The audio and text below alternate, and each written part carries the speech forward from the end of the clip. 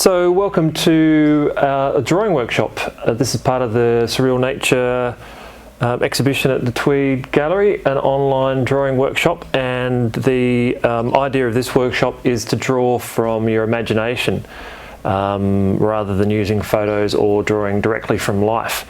One of the nice things about drawing from imagination is that you've got total freedom, and a lot of people get a bit daunted by that thing of, well, you know, I don't know what to draw, I need something for reference, and that's fair enough. And if you feel as though you need a little bit of reference, no worries. It's about starting off being comfortable, but what I'd like you to do is to try and think about how I can draw from imagination, and you don't necessarily have to do exactly what I'm doing, because I've been doing this for 20 years, so just do what you can. So it'll be bit by bit, we'll go through the different processes. The first thing I wanted to talk about was materials. I work with charcoal, and I use charcoal pencils, which are generally better than using charcoal sticks because they're often graded. Generals make a good brand. This is a General's charcoal pencil, and they come in soft, medium and hard. I'd recommend you have all three. I think you can actually buy them in like a 3-pack, so you get one of each.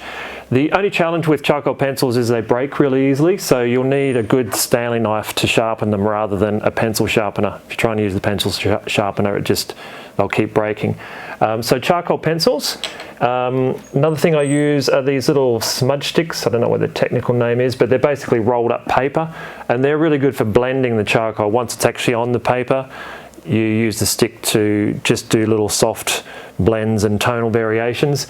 You can see they come in different sizes. Generally, I like to have a different mix. The bigger ones you can kind of do slightly broader points. The smaller ones are better for those fine line details. Good old cotton buds, they're really handy, and I've just discovered a new version which have like a really pointy end, and the other one has like a flat end, and they're a little bit harder than the traditional cotton buds. I try and get recyclable ones. Unfortunately, these are plastic, but you can get ones that are made, I think they have like a bamboo stem, so they're really good for blending. Another thing are these they're like makeup pads. They're good for blending those really subtle light tones. I do use those, but I generally just use a bit of fabric, just plain bit of light cotton.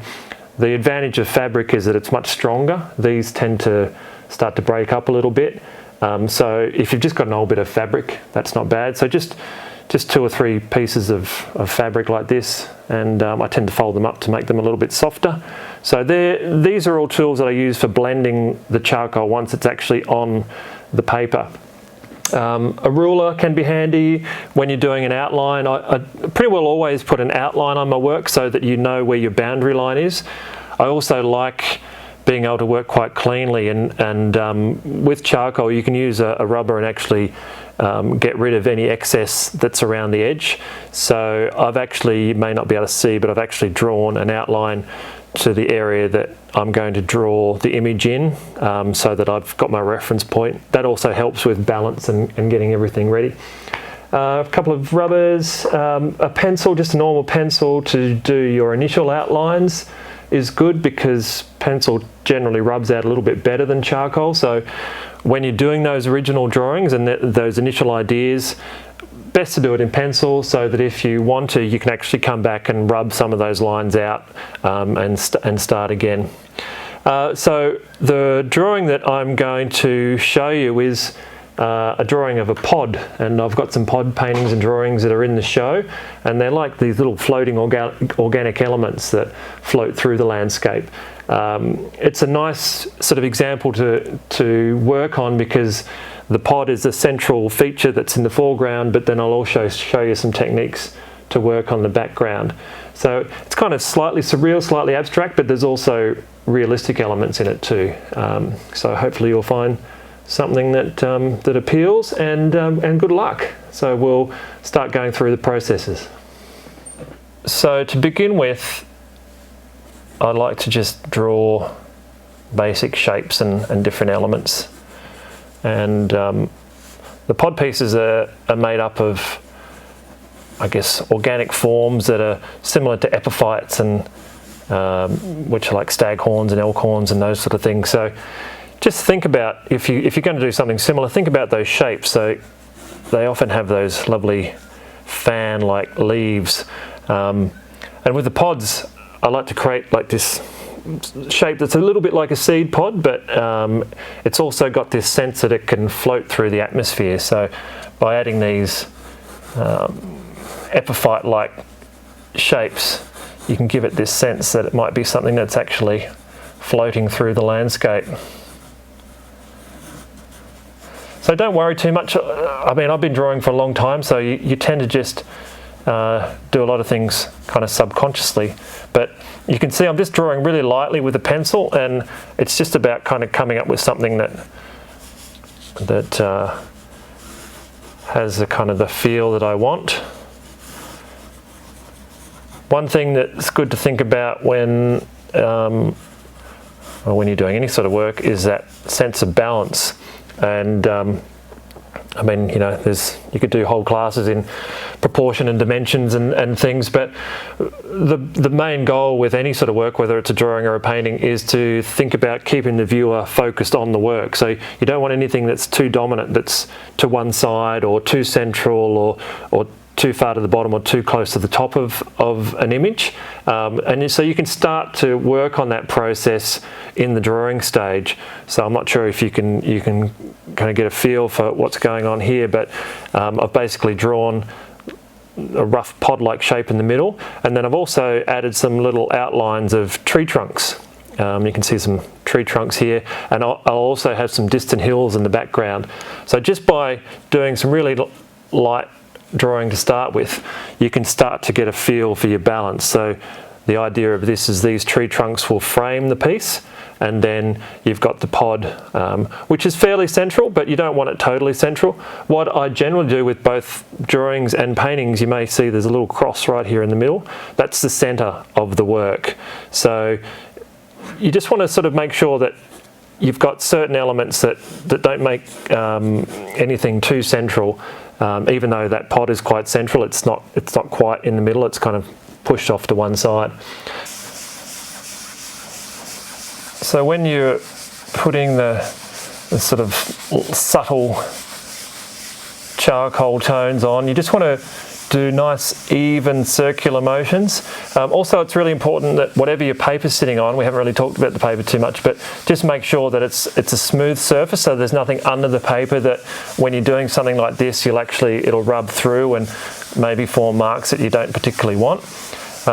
This is the nice thing about just using a cloth, is that it's very durable. So I've put the charcoal onto the cloth and just gentle strokes, keeping that circular motion, trying to keep everything quite even. So what I'm doing here is creating that sense of that sort of darker sky on the higher point of the piece.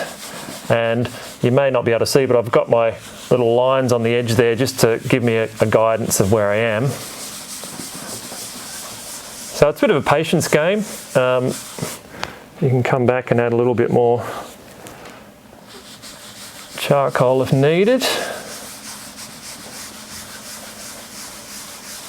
And don't worry too much. You get little textural areas, like, you know, it's a little bit darker in that top section there, but sometimes that works to your advantage because the sky or the clouds they're never going to be even in the natural environment anyway. So it's nice to have those variations. You can see by just continually rubbing, you really start to get a nice smooth element to it. So that's just to give you that sort of general background feel. Now this is a really nice little trick, and some people, you know, would prefer just that nice loose edge, and that's quite nice in itself. You know, you've kind of got that looseness there, but sometimes I actually like to define the border. So if you just get yourself a metal ruler, and if you've drawn your outside lines in, then get yourself a good polymer rubber, and then that excess charcoal on the outside edge of your line can just be rubbed off. Just keep your ruler there, get rid of your bits, and then you end up with a nice sharp edge. Do it on this side.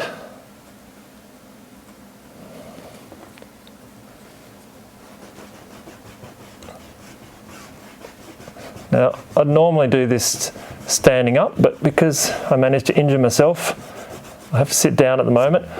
The advantage of standing up, whether you're painting or drawing, is it just allows you to move around kind of how you want to. It also allows you to stand back from the work every now and then. One thing you do have to do is hold the ruler down quite hard as you're doing it. So there you can see you end up kind of cleaning the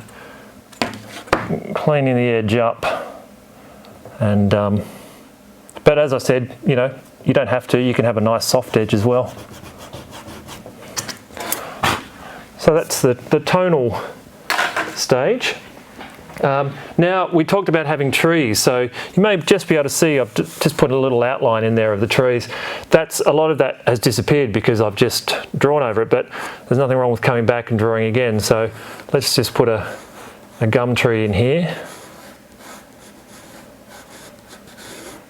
Once again, I've come back to my pencil because that gives me the option if I want to rub out, I actually can.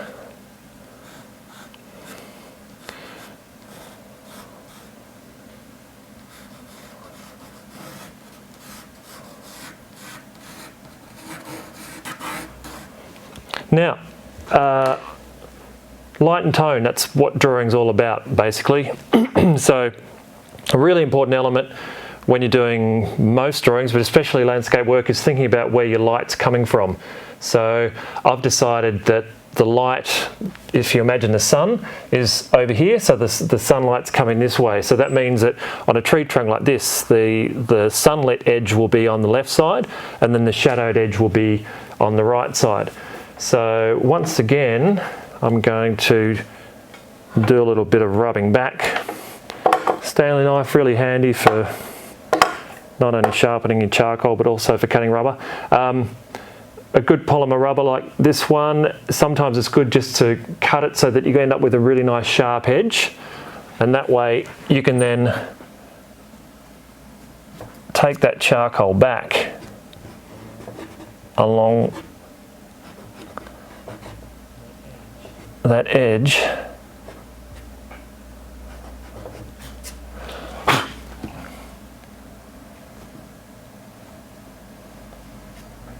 just to create that sense of light. Oop. Let's get our little things there. So yeah, sometimes it is a thing of you have to put a little bit of charcoal down, a little bit of tone down, and then you actually come back and work on it. So all I'm doing there is trying to get that sunlit side, and that also gives me a guidance now of thinking, right, how do I want to finish off those trees? Generally when I'm starting, I use one of the harder pencils, so they're just, as I said, they're either hard, medium or soft. So now I can actually think a little bit more about the tone. So I'm just putting the darker edge on my tree trunks, always remembering that where your light's coming from. Sometimes what I'll do is I'll draw a little arrow just up in the corner just to remind myself. So that's where my light's coming from. So everything from that side gets that sort of sense of sunlight, and then the other side, of course, gets the shading. So I've done taken the edge off there, so you've got that kind of sunlit edge. Once again, I'd like to do a sort of really subtle shaded side to the tree trunk. So same thing, I've put some charcoal onto the paper, and then I've rubbed it onto my piece of cotton. And then you've got to be a little bit careful, but it's just a matter of using that charcoal that's on your cotton to create a darker edge. And then you can go and grab yourself a softer softer charcoal, sorry.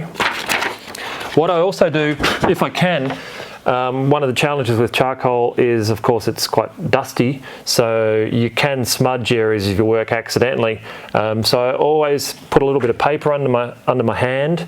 The other thing too is, hands tend to have a little bit of oil on them, just natural oil. So it's kind of good to keep that off the page because that can affect the way you work. So just be a little bit conscious of that.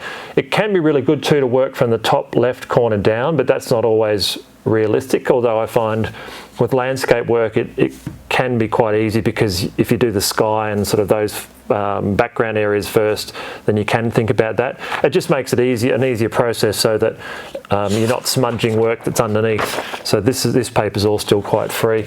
So now we can start thinking about, you can already see the basic outline of the tree trunk, so you can think about actually defining a little bit more. Just with that edge, remembering your light's coming from that top right hand side there. And just remember that trees have all sorts of little wiggles and squiggles and textures on them.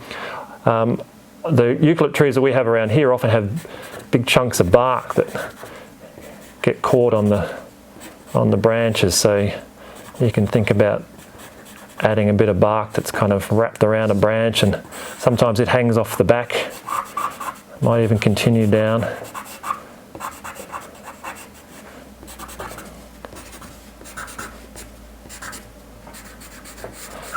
And because this is the soft charcoal, it blends really well. This is when you can start thinking about using your cotton buds. So if you get a cotton bud, I won't worry about the bark yet, but we can just soften up that edge a little bit more to start with. That whole thing of line and tone too, it depends on the time of day. If I guess I'm doing a piece here where there's definitely some sunlight coming through, and the harsher the light is, the more contrast you'll have. So you can, if you want to give it a sense of really strong light, then obviously this shaded side will be quite dark, and that sunny side will have much more of a kind of a brightness to it. Another thing that's nice to think about is your light's coming from this way, and so that trunk may be creating a shadow across the main trunk. So if you just add a little bit of a sense of a shadow coming through, like so. And then with the bark, because it's a harder edge, this is when these little cotton buds are quite good with the sharper points. You've got a little bit more control, so you can just sort of use them to just basically blend that charcoal in. And even that, the light's coming from this side, so that side of the bark will just have a little bit of a soft shadow to it as well. So it's always good to come back a little bit and just make sure things are working the way you want them to. As I mentioned earlier, you want to be a little bit careful of edges and making sure that your eye is not completely sort of drawn out of the painting. So sometimes you get strong lines like this, which you can soften up quite easily. So one way of doing that is thinking about, right, how can we bring the eye back in? Well, just imagine there's some leaves up here, so they're coming back in, and they're in the foreground, so we can just draw some leaf shapes.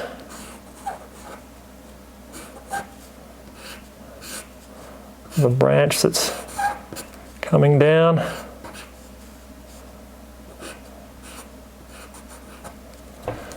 And similar thing with the light, you can, if there's enough darkness that you can actually see it, you can rub one side back a little bit.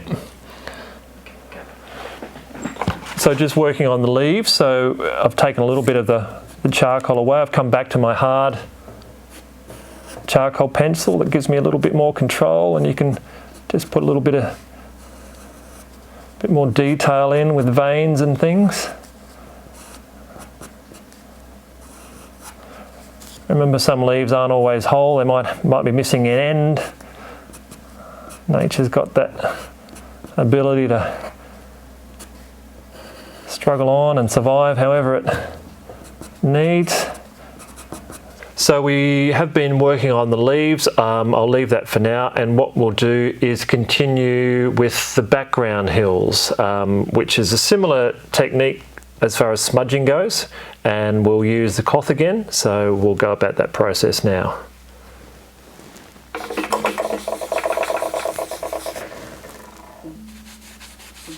So it's a bit darker because you want it to stand out more than the clouds. And the nice thing about the smudging technique is you can sort of just push the charcoal around. So if it feels a little bit dark to start with, by continually rubbing, you'll be able to push it out. So I actually want to create a little bit of mist down here. So what I'm doing is I'm graduating that tone down.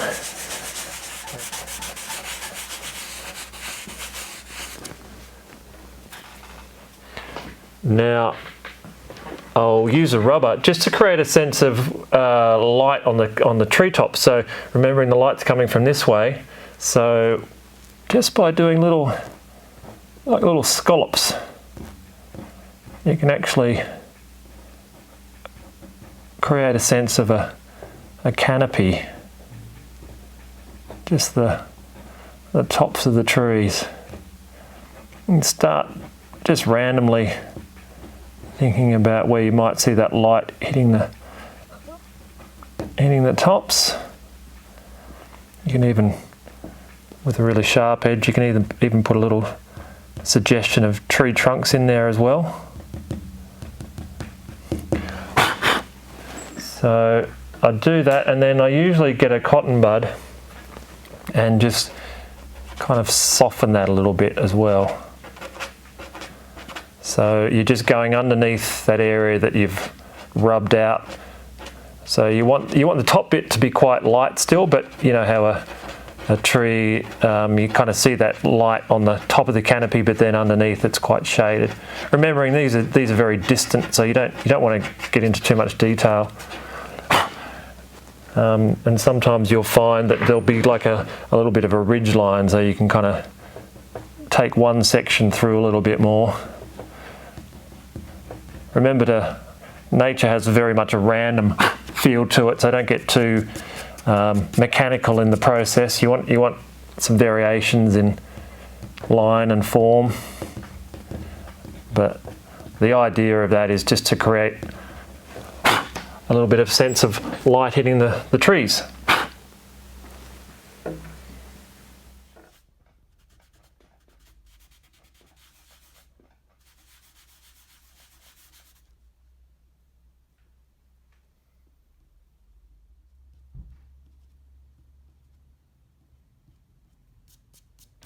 So we've worked on the background hills. You can see I've done a very subtle kind of distant hill there. Once again, that's just using a bit of cotton and smudging some charcoal on. You want very little charcoal, so you might find that after you've done an area like this, you'll just have enough left to be able to do a nice light line across there. It's all about that tone thing. So to create distance, the lighter tone, and to create more sense of a foreground, that's where you use the darker tone. So from here, what we'll do is we'll move into a foreground hill, which I'll do down here. I'd like to create a sense that there's mist behind, so you can see I've graduated the charcoal down, and then we're just going to leave that paper bare. So if you want to do that, just take your charcoal down until it basically disappears, and try and imagine that there might be a little bit of soft mist in there.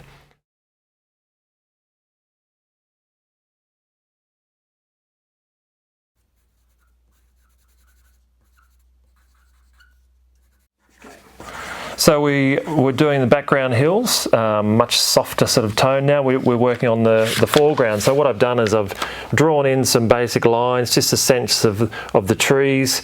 Once again, the light's coming from this way, so some of the trunks will show out. I'm using my medium-sized charcoal pencil, and just to make sure I don't smudge anything, I've got my paper underneath. And it really is just a matter of thinking, right, lights and darks. So this is all the area underneath the canopy where it's all shaded in. You can be quite quick. So just always think, where's the light coming from? So the light's coming from this way. So the right-hand side of the foliage will be shaded and the left hand side will have much more light. Once I've done the basics with the stick, then I'll get a cotton bud. Sometimes I'll use bits that have already got charcoal on them because it's really nice and soft. And you can see how areas that I haven't quite done much line work, I can just kind of create a little bit of subtlety.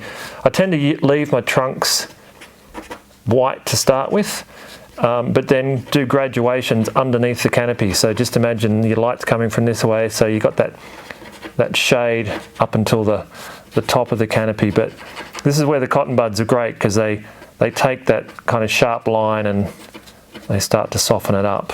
So we've been working on the background trees. I've got a little tree trunk up here, and this is where you can just use the charcoal and the paper to your advantage. So I've got a bit of bark on the tree, but I also want to create some shading. So it's just a matter of rubbing in, and that charcoal that's part of the bark then becomes the shading of the tree. So we've just been working on the foreground hills, and now we'll start working on the pod, which in this piece is, I guess, the feature of the drawing. You can see I've already started drawing in lines. This is where it's important to do as much outline work as you can. I guess with the background and these areas, there's a certain amount of detail, but more of the detail is in this organic form in the middle. So I've drawn these leaf shapes to start with, and the more drawing you do, then the more guidance you've got when you start to add the tone and the contrasts with the charcoal. So I just want to get a little bit more depth in this. So I'm just sort of thinking about those lovely shapes you get with stag horns and elk horns and things. Sometimes I like to have little organic forms that are in the middle. They might be seed pods or like stems of branches or veins. You don't have to get too caught up in the shape. Sometimes the quicker you work, there's more of a sense of energy and flow. So, and if you want, you can always rub any lines out that you don't like the feel of. But I'm pretty happy with the overall balance of that. So now we'll start to tone that in.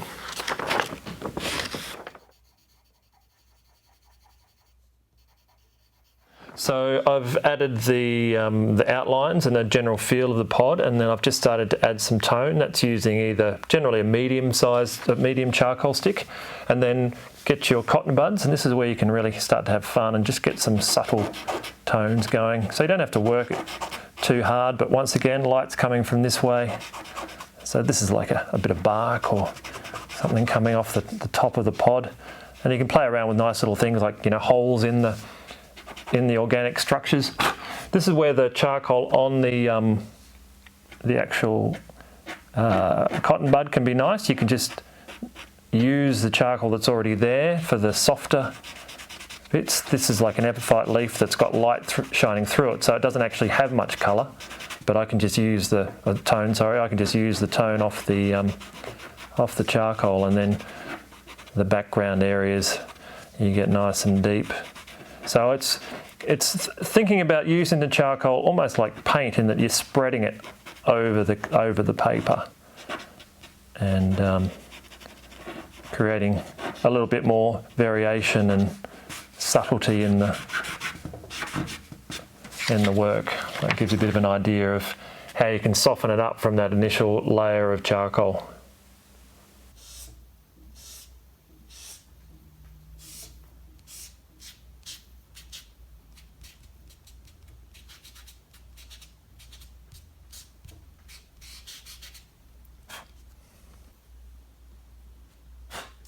Rub back, you can get some light happening on the edge there. And sometimes this is the point where you start to stand back and think, right, what can I do? I can actually, you know, create a little bit more light on this leaf by taking that tonal area out, and then maybe you add a bit more of an edge to it.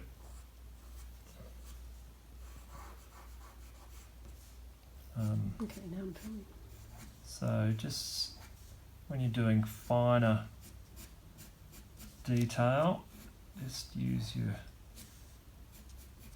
hard charcoal. And we've been using the cotton buds for blending, but I'll just show you how the smudge sticks work. And similar thing, just knowing that there's charcoal already there on the page, on the paper, then you use your smudge stick. And smudge sticks, I generally leave the charcoal on them so that they become kind of a drawing implement in themselves. They've just got a lot more control than the cotton buds.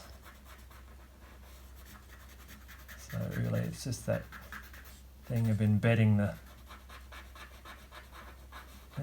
charcoal into the paper. Something else I didn't talk about too was the paper, the quality of the paper. The better quality, the better. I use a watercolour paper, which is like 300 GSM, acid-free paper, and it's very durable, meant for watercolour, but perfectly fine for charcoal as well.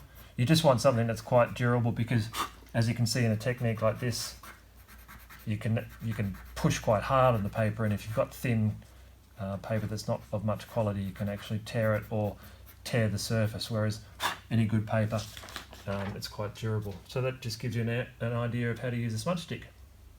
So we've started to really get some depth and detail into the pot itself. Just think about that whole thing of, if you're doing something like this, you want those tonal variations, excuse me. And then with your hard charcoal stick, you can start adding a few little lines like this. Sometimes they've got little squiggles and marks and scars on the leaves. And you can even create a sense of light in the veins if you carefully rub back.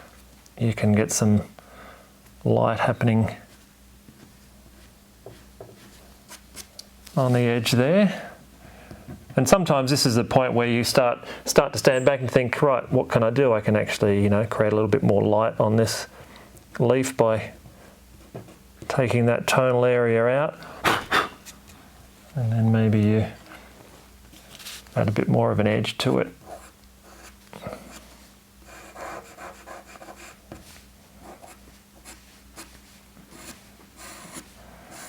And because we're working from imagination and you're doing your own thing, you're obviously not going to end up with something like this. And I would work this whole drawing for 2 days basically. We've done it fairly quickly, but the idea is to give you that sense of the processes to go through. So from here on, I'd look at adding more and more detail and texture and atmosphere to the central pot area. So one thing that I didn't talk about was your paper quality. You want the best quality you can get. I use a 300 GSM watercolour paper, but you can use, say, 150 GSM. You want something that's quite durable and of good quality, because you would have noticed as we worked, you do a lot of rubbing on the surface, so you don't want your paper to tear. And also, like any artwork, you want it to last as long as it can. So if you're using conservative quality material, then it's going to last a lot longer. So I hope you've enjoyed working along with me in this project. I've shown you a few different techniques. Of course, your work will be your own thing. That's the whole point, is to come up with your own imaginative drawing. I'm glad you've been able to have a look at this, and I wish you all the best and hope you see the Surreal Nature show at the Tweed Regional Gallery. Thanks very much.